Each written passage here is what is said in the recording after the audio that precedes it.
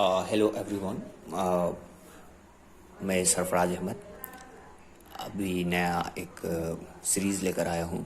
ये क्लास 12 के बच्चों के लिए है और specially West Bengal board of secondary education class 12 के लिए। और ये ज़रूरी नहीं है कि सिर्फ उन्हीं बच्चों के लिए है। अगर चैप्टर मैच करता है तो ये दूसरे बोर्ड के लिए भी उतना ही अहमियत है जितना ही वेस्ट बंगाल बोर्ड के लिए है।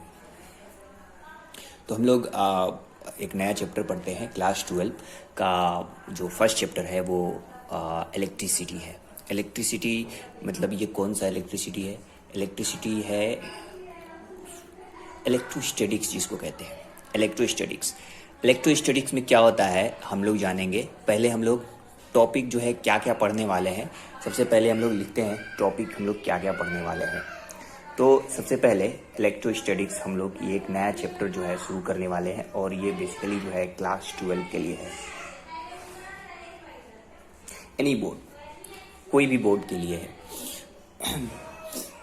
तो इलेक्ट्रोस्टैटिक्स जो है पहला चैप्टर है। हम लोग जो है पूरी डिटेल में हम लोग पढ़ेंगे इलेक्ट्रोस्टैटिक्स क्या है। इलेक्ट्रोस्टैटिक्स चूँकि ये इलेक्ट्रोस्टैटिक्स 1 है और इलेक्ट्रोस्टैटिक्स 2 भी आएगा। इसमें सबसे पहले हम लोग पढ़ेंगे फ्रिक्शनल इलेक्ट्रिसिटी, उसके बाद हम लोग पढ़ेंगे प्रॉपर्टीज ऑफ इलेक्ट्रिक चार्जेस, उसके बाद कूलम्स लॉ, उसके बाद Coulomb's law in vector form, उसके बाद यूनिट ऑफ चार्ज। सबसे पहले मैं एक एक करके लिख रहा हूँ। सबसे पहले हम लोग पढ़ेंगे फ्रिक्शनल इलेक्ट्रिसिटी। फ्रिक्शनल इलेक्ट्रिसिटी क्या होता है इसके बारे में हम लोग पढ़ेंगे। 2 नंबर हम लोग पढ़ेंगे प्रॉपर्टीज ऑफ इलेक्ट्रिक चार्जेस, इसके क्या प्रॉपर्टीज हैं। उसके बाद हम लोग पढ़ेंगे कूलम्स लॉ। उसके बाद जो है हम लोग पढ़ेंगे यूनिट्स ऑफ चार्ज। उसके बाद 5 नंबर में आएगा, इसमें Coulomb's law of vector form भी यहीं पे पढ़ लेंगे। उसके बाद यूनिट ऑफ चार्ज आएगा। उसके बाद जो है रिलेटिव परमिटिविटी, इसको डाइलेक्ट्रिक कांस्टेंट भी कहते हैं। और हम लोग कंटिन्यूअस चार्जेस के बारे में पढ़ेंगे। जो चार्ज का डिस्ट्रीब्यूशन होता है ये 2 टाइप का होता है। हम लोग कंटिन्यूअसली पढ़ेंगे सिर्फ। जो डिस्क्रीट फॉर्म है उस डिस्क्रीट फॉर्म को हम लोग नहीं पढ़ेंगे। वो सिर्फ थोड़ा सा है, वो भी इजी है, उसको भी एक बार देख लेंगे। ओके। इसमें जो है हम लोगों को 3 चीजें आएंगी। एक होगा लीनियर, दूसरा होगा सरफेस और तीसरा होगा वॉल्यूम, यानी linear charge density, surface charge density और वॉल्यूम चार्ज डेंसिटी के बारे में हम लोग पढ़ेंगे। Okay, so first of all, we are going towards our first task, which is the frictional electricity, which is the subtopic of the chapter electrostatics. Okay, now we are moving towards the frictional electricity. What is the frictional electricity?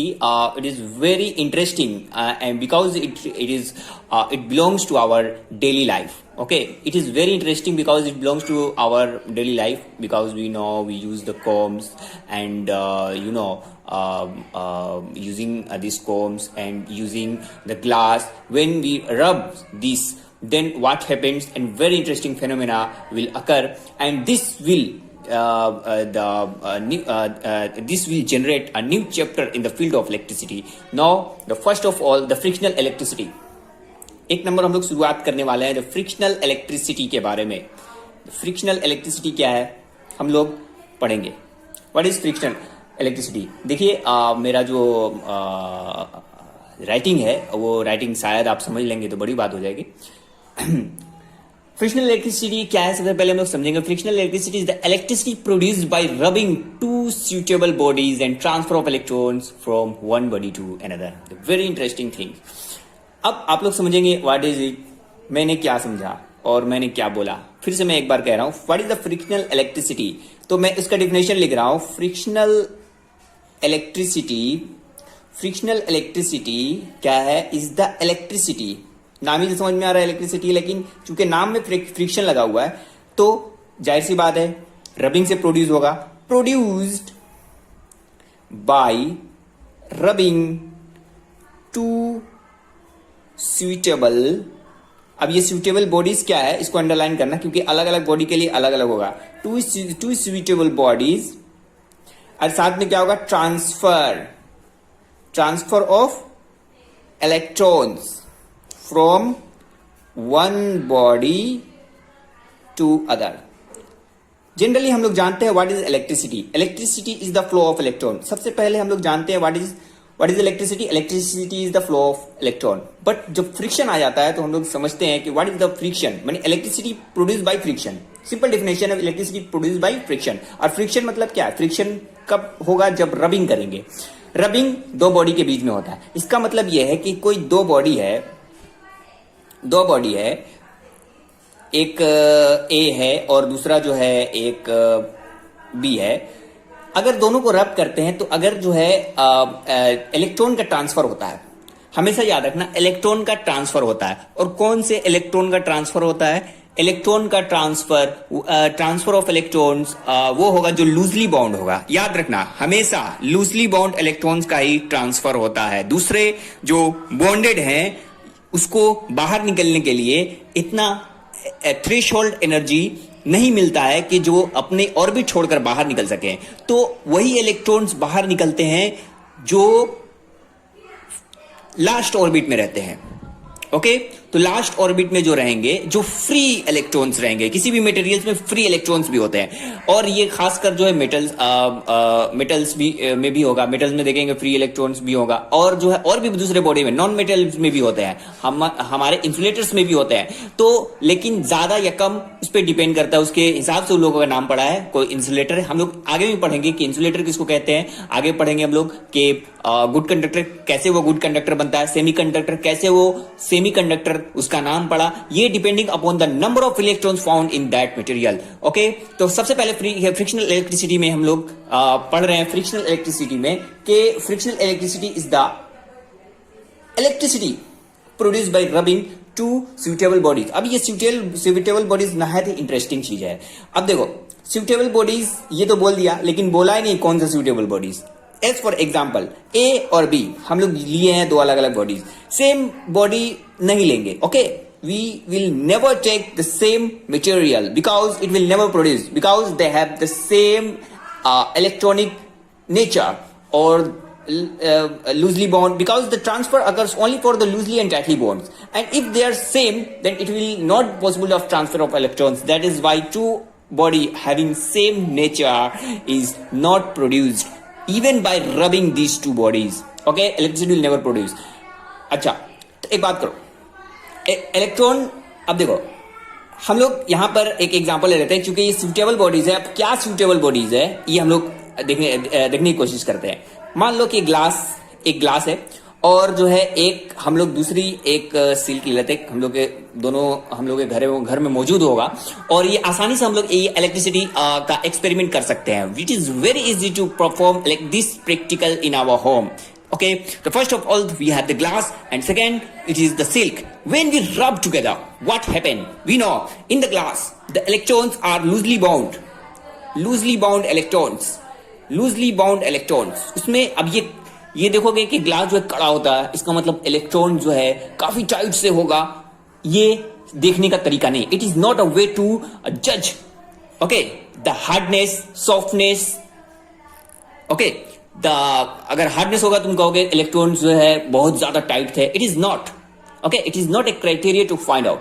तो first of all the electrons जो है loosely bound होते हैं। अब glass को देखकर समझ जाओ, ग्लास जो है टाइट होता है लेकिन उसमें इलेक्ट्रॉन्स लूजली बाउंड है। और सिल्क हम देखें, कपड़ा ऐसे हिलेगा, सॉफ्ट की तरह होगा, लेकिन उसमें इसके हिसाब से इलेक्ट्रॉन जो है टाइटली बॉन्ड रहेंगे। मैंने कहा कि जो फ्रिक्शनल इलेक्ट्रिसिटी का प्रोडक्शन होता है only for the relative bounding of electrons.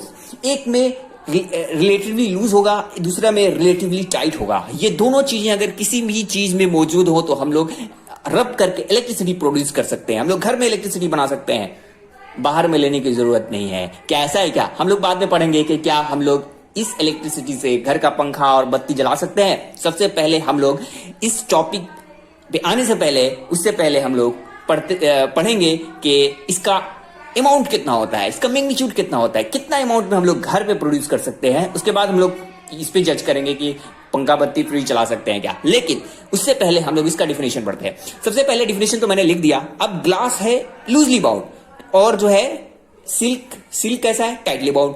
अब दोनों में रब करेंगे। रब करने के बाद जो है, जो लूजली बाउंड है, अब लूजली बाउंड तो इलेक्ट्रॉन्स कहां से कहां तक ट्रांसफर करेगा। अब लूजली बाउंड है तो इलेक्ट्रॉन जो है लूज है तो यहां से यहां तक चले, यहां से तो जाएगा नहीं, टाइट पकड़ के बैठा है electron.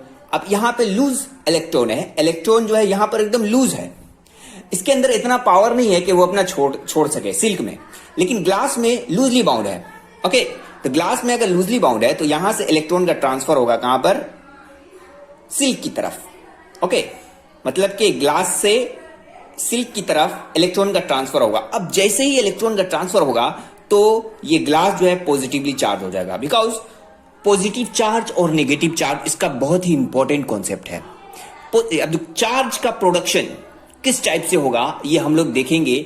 How many the charges, you know, the positive charge, negative charge, neutral charge, these all things we will discuss later. Okay, but charge क्या होता है सबसे पहले हम लोग जानेंगे। ये जो प्रोडक्शन हो रहा है किस चीज से होता है, this is transfer of charge. Okay, अच्छा, सबसे पहले ये इलेक्ट्रॉन ट्रांसफर हो गया। अब जाहिर सी बात है यहाँ का जो इलेक्ट्रॉन, एक एटम जो है इलेक्ट्रिकली न्यूट्रल होता है। एक एटम की बात करें, एक एटम में जो हम लोग को मालूम है कि जो है प्रोटॉन न्यूट्रॉन जो है सेंटर में होता है, न्यूक्लियस में होता है, और आसपास जो इलेक्ट्रॉन जो है ऑर्बिट पे घूमते रहते हैं।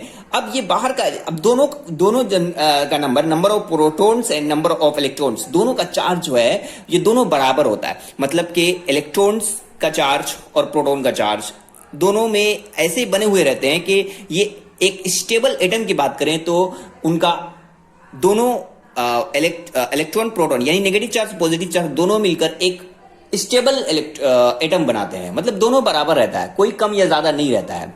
लेकिन जैसे ये इलेक्ट्रॉन्स बाहर निकल रहे हैं तो इसके हिसाब से जो पॉजिटिव चार्ज है ये बढ़ गया है इसके रिलेटिव में। मैं नहीं कह रहा हूं कि ये पॉजिटिव चार्ज जो है समथिंग कुछ पॉजिटिव उसमें आ गया है। इलेक्ट्रॉन के बहाव, इलेक्ट्रॉन अगर वापस निकल जाए तो वो बॉडी पॉजिटिव हो जाता है और जिसमें चला जाए वो बॉडी नेगेटिव हो जाता है। तो इलेक्ट्रॉन जो है इसमें आ गया तो यहां पर एक्सेस ऑफ इलेक्ट्रॉन्स हो गया। क्या हो गया, एक्सेस ऑफ इलेक्ट्रॉन। जैसे ही एक्सेस ऑफ इलेक्ट्रॉन्स हो गया तो ये हो गया नेगेटिव चार्ज। और एक पॉजिटिव चार्ज और एक नेगेटिव चार्ज के बीच में होता है अट्रैक्शन, इसलिए मुझे बताने की जरूरत नहीं है। ओके, तो कैसे ट्रांसफर होता है ये आप लोग समझ सकते हैं। तो इलेक्ट्रॉन्स इन अब फॉर भी यूज कर सकते हैं, हम लोग आगे देखेंगे और कौन कौन सा मटेरियल्स होते हैं, because this is very important to switchable bodies. What bodies? क्या हम कुछ भी ले लें? नहीं, हम लोग लेंगे वही जो स्विचेबल होगा। स्विचेबल वही होगा जो उसकी नेचर होगा। इलेक्ट्रॉन का नेचर कैसा है ये डिपेंड करेगा कैसा होगा वो। जैसे कि हमने बात किया ग्लास और सिल्क के बारे में, वैसे ही हम लोग आगे एक लिस्ट में दे रहा हूं, उसको समझिए और समझने के बाद हम लोग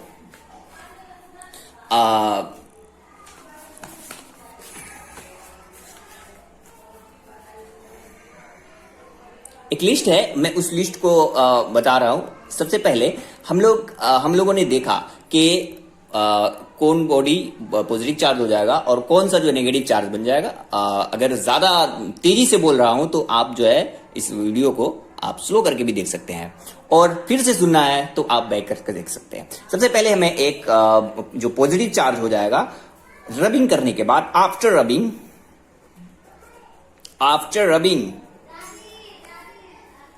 रबिंग करने के बाद कौन पॉजिटिव होगा कौन नेगेटिव होगा ये मैं उसका चार्ट बता रहा हूं। ये पॉजिटिव चार्ज होगा और ये नेगेटिव चार्ज होगा। मैंने देखा एक नंबर में मैंने क्या लिया था, ग्लास लिया था। उसके बाद यहां पर क्या लिया था, सिल्क लिया था। आपको मालूम है कि इलेक्ट्रॉन का बहाव कैसे होता है, यहां से यहां की तरफ, तभी तो ये ज्यादा हो गया।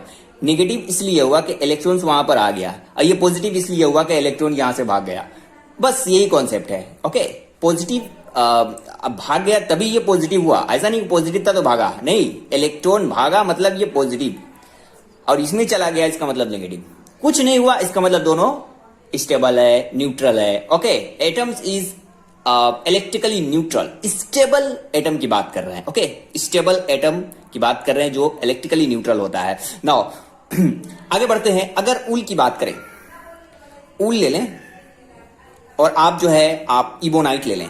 एग्जाम में एक दो नंबर के लिए ये क्वेश्चन पूछता है कि कैसे ट्रांसफर हो जाता है, कैसे उसको पॉजिटिव चार्ज हो गया, कैसे उसका नेगेटिव चार्ज हो गया, कैसे अट्रैक्शन हो रहा है। बस यही सवाल का जवाब मैं पिछले 15 मिनट से आपको दे रहा हूं। ओके, 9 2 नंबर हुआ। 3 नंबर आप देखिएगा कि इबोनाइट अगर पॉलीथीन दोनों को रब करते हैं तो इबोनाइट क्या हो जाता है, इबोनाइट पॉजिटिव चार्ज, और पॉलीथीन की बात करें तो पॉलीथीन क्या होगा, नेगेटिव चार्ज होगा। अब यहां पर आप जो है सिंपल सा आप कमेंट में एग्जाम बताइए कि ऐसा क्या चीज है, मतलब क्यों इबोनाइट पॉजिटिव चार्ज हो रहा है और यहां पर इबोनाइट जो है नेगेटिव चार्ज हो रहा है, यहां पर इबोनाइट पॉजिटिव चार्ज हो रहा है, यहां पे इबोनाइट नेगेटिव चार्ज हो रहा है। आप हमें कमेंट बॉक्स में इसका आंसर लिखकर बताइएगा।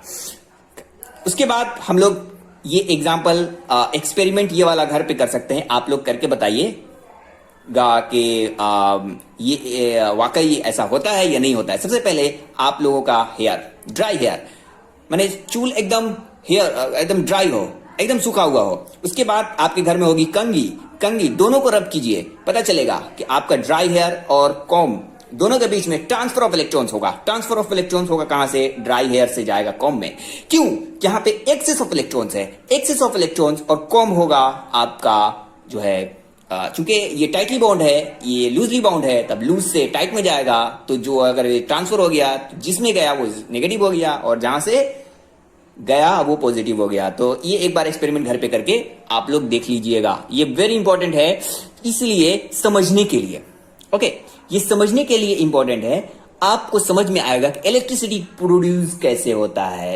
ये ट्रांसफर ऑफ इलेक्ट्रॉन्स ये प्रैक्टिकली आप घर पे समझ सकते हैं। ये खासकर जिसके पास इबोनाइट पॉलीथीन वगैरह नहीं है, तो ड्राई हेयर तो है, हर एक के पास है, कॉम्ब भी है। ओके, तो हम लोग एक्सपेरिमेंट कर लेंगे और आप लोग एक्सपेरिमेंट करके हमको बताइएगा कि ऐसा हो रहा था कि नहीं हो रहा था, ट्रांसफर ऑफ इलेक्ट्रॉन्स हो रहा था कि नहीं हो रहा था। उसके बाद आप लोग कीजिएगा कैसे। सबसे पहले आप, ये तो ट्रांसफर हो गया लेकिन पता कैसे चलेगा, इस केस में मैं एक बता रहा हूं कि आप जो है पेजेस लीजिएगा, ये दोनों को आप जो है ड्राई हेयर कॉम्ब जो है ड्राई हेयर में लगाए, रब किए। रब करने के बाद अब आपको मालूम है कि ये जो है पॉजिटिव चार्ज और ये हो गया नेगेटिव चार्ज। अब जो है ये जो पेपर्स होते हैं ना, ये पेपर्स को आप तो फाड़ दिए, फाड़ने के बाद जब आप यहां पर ऐसे दीजिएगा ना कॉम्ब, वो चिपक जाएगा। ओके, ये प्रूव होगा कि ये दोनों में से कोई एक डिफरेंट चार्ज रख रहा है, तभी तो चिपक रहा है। ओके, तो ये पॉजिटिव हो जाएगा और ये नेगेटिव ऑलरेडी यहां से उठ रहा है, तो पॉजिटिव और नेगेटिव जो है ये आपका चिपक जाएगा। Okay, now the properties of charges. हम लोग कहां पे हैं, हम लोग 2 नंबर टॉपिक में जा रहे हैं। 2 नंबर टॉपिक में जा रहे हैं, properties of charges. Okay, properties of charges, घबराने की कोई बात नहीं है। एक एक चीज में समझाने की कोशिश करूंगा। अगर आपको फिर भी नहीं आ रहा है, फिर आप कमेंट बॉक्स में क्वेश्चन पूछ सकते हैं आप। ओके, तो now what is the properties of charges. Okay, हम लोगों ने देखा है इससे पहले कि या तो कहीं से चार्ज इलेक्ट्रॉन चला जाएगा और या तो कहीं से आ जाएगा। तो ये इसका मतलब कहीं से चला जा रहा है तो वो पॉजिटिव चार्ज हो गया, और जहां पर आ गया वो है नेगेटिव चार्ज हो गया। इसका मतलब ये है कि चार्ज जो है 2 टाइप का होता है। चार्ज जो है 2 टाइप का होता है, एक को कहते हैं पॉजिटिव चार्ज और दूसरे को कहते हैं क्या, दूसरे को कहते हैं negative charge. First of all, second जो है हम लोगों ने पढ़ा कि like charges repel and unlike charges attract. Like charges मतलब कि पॉजिटिव और पॉजिटिव, ये लाइक चार्जेस है, एक दूसरे को भगाने की कोशिश करेगा, मतलब कि इसको कहते हैं अंग्रेजी में रिपेल करने की कोशिश करेगा। 2 नंबर जो है अनलाइक चार्जेस, मतलब कि ये है लाइक चार्जेस, ओके, और ये है अनलाइक चार्जेस। अनलाइक आप देख सकते हैं एक तरफ नहीं है, जब अनलाइक चार्जेस है तो क्या होगा, एक दूसरे को अट्रैक्ट करने की कोशिश करेगा। When they attract, okay, one positive charge, second one is negative charge, then attract to each other. Okay, the unlike charges attracts and the like charges repel to each other. Okay, अच्छा, अब हम लोग और पढ़ेंगे 3 number properties क्या है। 3 number properties है ये है कि हम लोगों ने पढ़ा है 11th क्लास में एक चैप्टर था वेक्टर क्वांटिटी। वेक्टर क्वांटिटी में हम लोगों ने 9th क्लास में भी था। उसके बाद स्केलर क्वांटिटी होता है, वेक्टर क्वांटिटी होता है। फिजिकल क्वांटिटी 2 हिस्से होते हैं। ओके, फिजिकल क्वांटिटी के 2 हिस्से होते हैं, एक को स्केलर क्वांटिटी कहते हैं और दूसरे को वेक्टर क्वांटिटी कहते हैं। अच्छा, अब आते हैं स्केलर क्वांटिटी। ये अब ये चार्ज क्या है, स्केलर क्वांटिटी या वेक्टर क्वांटिटी है? जाहिर सी बात है, इसका कोई डायरेक्शन नहीं है, तो ये स्केलर क्वांटिटी है। आप ये प्रॉपर्टी जो है याद रखिएगा। उसके बाद जो है, क्या ये एडिटिव इन नेचर है? क्या जिस तरह एल्जेब्रिक वेक्टर अलजेब्रा हम लोग सॉल्व करते हैं, क्या इस तरह फॉलो कर रहा है? जाहिर सी बात है, जब ये स्केलर क्वांटिटी है तो ये जनरल एडिटिव अलजेब्रा को फॉलो करता है। एज फॉर एग्जांपल 4 नंबर में उसको लिख रहा हूं कि ये एडिटिव इन नेचर है। ओके, हम लोग इसको ऐड कर सकते हैं। एडिटिव इन नेचर है the first of all, additive in nature. इसका मतलब क्या है? मान लीजिए 2 कूलम चार्ज है, प्लस 2 कूलम प्लस 5 कूलम और माइनस 3 कूलम है, तो 5 2 7 माइनस कितना हुआ? माइनस, इसका मतलब प्लस 4 कूलम। ओके, इसका मतलब एडिटिव, जिस तरह हम लोग जनरली प्लस करते हैं माइनस करते हैं, ये चार्ज वही उसी को फॉलो करता है। लेकिन क्या फोर्स उस तरह को फॉलो करता है? बिल्कुल नहीं करता है। हम लोगों ने वहां पर देखा था कि ये वेक्टर क्वांटिटी है फोर्स, और आगे हम लोग ग्रेविटेशनल फोर्स हम लोग वहां पर आगे पढ़ेंगे। ये अगला चैप्टर में आएगा या इसके बाद में 1-2 चैप्टर के बाद आएगा। सबसे पहले हम लोग यहां तक ये प्रॉपर्टीज पढ़े। 5 नंबर जो है ये क्वांटाइज्ड है। क्या है? चार्ज क्या है? क्वांटाइज्ड है। क्वांटाइज्ड का क्या मतलब है? क्योंकि एक चार्ज का अमाउंट हम लोग एक इलेक्ट्रॉन का जितना चार्ज होता है, जैसे 1.6 इंटू 10 पावर माइनस 19 कूलम, कितना होता है? 1.6 इंटू 10 पावर माइनस 2। मैं यहाँ पे लिख रहा हूं, एक इलेक्ट्रॉन का जो चार्ज होता है ना, वो कितना होता है? 1.6 असल में 0.2 भी होता है, 10 पावर माइनस 19 कूलम। तो ये जो चार्ज होता है ना, ये चार्ज जो है एक इलेक्ट्रॉन का चार्ज है। अब इसको बेस बनाकर, मतलब इससे कम किसी का चार्ज नहीं हो सकता, इससे कम किसी का चार्ज नहीं हो सकता। मल्टीपल ऑफ इलेक्ट्रॉनिक चार्ज, कोई भी चार्ज हो, मल्टीपल ऑफ इलेक्ट्रॉनिक चार्ज, मतलब मान लीजिए किसी का कोई चार्ज है, जितना भी चार्ज हो, तो वो Ne के मल्टीपल में ही होगा। मतलब E मतलब इलेक्ट्रॉन का चार्ज, E मतलब इलेक्ट्रॉन का चार्ज, वैल्यू कितना? इतना, मतलब उसके मल्टीपल में ही होगा। En जो है एक नेचुरल नंबर है, नेचुरल नंबर भी बोल सकते हैं, और जो है नेगेटिव में भी होगा, मतलब आप होल नंबर कह सकते हैं इसको। होल नंबर, नेगेटिव पॉजिटिव जो है दोनों ही होगा। तो n जो है जो टोटल मान लीजिए चार्ज है, Q इक्वल टू Ne, मतलब कि जितना भी हो, हम ये नहीं कह सकते हैं कि ये n का वैल्यू फ्रैक्शन में रहेगा। n का वैल्यू जो है हमेशा होल नंबर रहेगा, कभी फ्रैक्शन में नहीं होगा। तो इसी को हम लोग कहते हैं ये क्वांटाइज्ड है। ओके, क्वांटाइज्ड है। मतलब इसका सिंपल में मैं एग्जांपल दे रहा हूं एक बार और, अगर नहीं समझ में, क्योंकि ये बेसिक चीज है, अगर यहां पर अटक गए तो बाद में आपका बेड़ा गर्क हो जाएगा। यहीं पे जितना हो सके, जितना भी टाइम लगे, आप सीखिए। क्वांटाइज्ड का जो मतलब होता है, आपने